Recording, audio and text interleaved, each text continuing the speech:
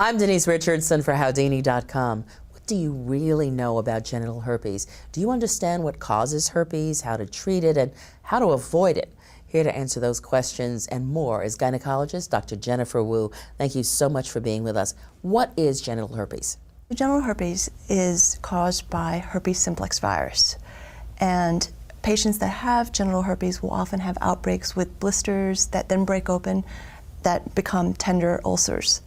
Some patients may have herpes but not have these outbreaks. How widespread is herpes in America? I hear the statistics are startling.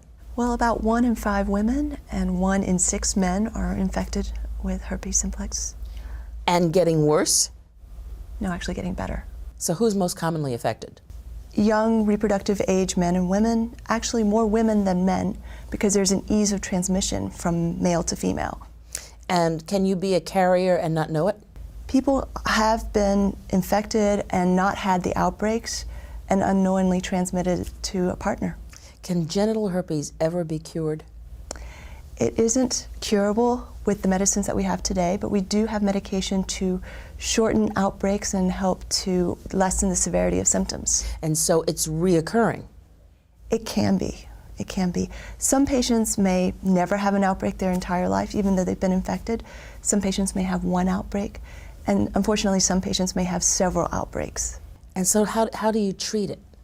So for an first outbreak, patients will usually go to the doctor and we'll give them oral medication and sometimes some topical creams to help ease the pain of the symptoms and to help shorten the duration of symptoms.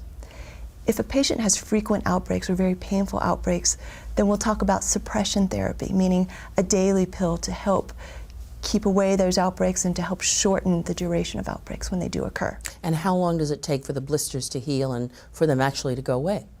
It can take as long as 2 weeks before they completely heal and go away. During that time, patients should avoid sexual contact. How is genital herpes transmitted? It's usually by skin-to-skin contact, usually during sexual intercourse. We do know that 1/3 of genital herpes is actually caused by herpes simplex type 1, which is the type that's associated with cold sores or fever blisters. It's very common, and it can be transmitted through oral sex. Unfortunately, patients can also shed virus occasionally when they're not having an outbreak or right before an outbreak, and they can thus infect their partners that way. When it comes to genital herpes, are there gradations of the disease from the simplest form to the most difficult? Patients may be tested at some point or another in their life, just when they're having an STD workup, and find out that they're infected, but they've never had an outbreak. Other patients may have 1 outbreak that they seek treatment for it, and then they never see another outbreak their entire life. Unfortunately, the large majority of patients will have a few outbreaks, and they'll be quite painful. They involve blisters that open up to be tender sores. Are they most likely to have it reoccurring in that way for the rest of their lives, or for just periods in their lives? Usually the first year is the worst, when you have the most frequent number of outbreaks. And then the outbreaks tend to decrease with severity and in the number of outbreaks as you progress. For the majority of women who have genital herpes, what can happen? Well, actually the most serious consequences are probably when the woman is pregnant, because if she gets an infection with herpes during pregnancy, she could transmit it to her baby. Usually when women have an outbreak in the genital region during labor, we advise them to have a C-section because that'll be safer and help to decrease transmission to the infant.